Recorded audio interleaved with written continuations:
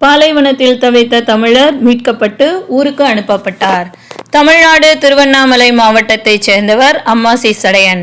இவரை தோட்டக்காவலர் வேலை என்று கூறி மலையாளி ஒருவர் சவுதிக்கு அழைத்து வந்தார். தோட்ட வேலைக்கு பதிலாக பாலைவனத்தில் ஆடு மேய்க்கும் வேலைக்கு கட்டாயப்படுத்தி அனுப்பப்பட்டார். அங்கு சுமார் 150 ஆடுகளை மேய்க்கும் வேலை இவருக்கு வழங்கப்பட்டது. 1.5 ஆண்டுகளாக பாலைவனத்தில் கடும் கஷ்டத்தை அனுபவித்த அவர் தனது குடும்பத்தினருக்கு இங்குள்ள சூழ்நிலையை தெரிவித்து மீட்டு கொண்டு வருமாறு கேட்டார். அதனைத் தொடர்ந்து அவரது மனைவி ராதா சவுதி அரேபியா தலைநகர் ரியாதில் உள்ள இந்திய தூதரகத்தை அணுகி உதவி வேண்டியும் தனது கணவரை பத்திரமாக மீட்டு தரும்படியும் கேட்டுக்கொண்டார். தொடர்ந்து இந்திய தூதரகம் மற்றும் சமூக ஆர்வலர்களின் மூலம் 7 மாதங்களுக்கு முன்பு இவர் கண்டறியப்பட்டு அவரை மீட்கும் பணியில் ஈடுபட்டனர்.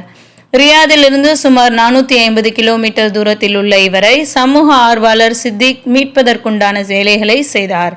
அங்கிருக்கும் காவல் நிலையம் வழியாக அம்மாசியின் ஸ்பான்சரை கண்டறியப்பட்டு அவரிடம் அம்மாசியை காவல் நிலையத்தில் ஆஜர்படுத்தும்படி சமூக ஆர்வலர் சித்திக் மற்றும் காவல்துறை அதிகாரிகள் கேட்டுக்கொண்டனர். ஆனால் அம்மாசியின் ஸ்பான்சர் தான் வெளியூரில் இருப்பதாகவும் மறுநாள் ஊருக்கு வருவதாகவும் தெரிவித்தார். பின்னர் போலீஸ் அதிகாரிகள் அம்மாசி குறிப்பிட்ட இடத்தை தேடி அலைந்தும் கண்டுபிடிக்க முடியவில்லை. பின்னர் அடுத்த நாள் ஸ்பான்சர் அம்மாசியுடன் காவல் நிலையம் வந்தார். அப்போது காவல்துறை அதிகாரிகள் சம்பள பாக்கி அனைத்தையும் கொடுத்து அம்மாசியை ஊருக்கு அனுப்ப கேட்டுக்கொண்டனர்.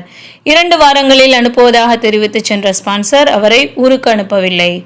மீண்டும் இந்திய தூதரகம், காவல்துறை மற்றும் சித்திக் ஆகியோர் தொடர்ந்து ஸ்பான்சரை தொடர்பு கொண்டு கேட்டுக்கொண்டதற்கு பிறகு அவர் அம்மாசியை ஊருக்கு அனுப்ப முடிவு செய்தனர்.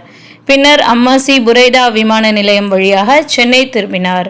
மனிதநேயமிக்க இந்த பணியில் ஃபைசல், அஸ்கர், யூசுப், டாக்டர் சந்தோஷ் மற்றும் தபூக்கிலிருந்து பாலாஜி ஆகியோரும் பல்வேறு கட்டங்களில் இந்த பணியில் இணைந்து வெற்றிகரமாக நடத்தி முடித்தனர். மேலும் இது போன்ற தகவல்களுக்கு சவுதி நியூஸ் சேனலுடன் இணைந்திருங்கள். நன்றி.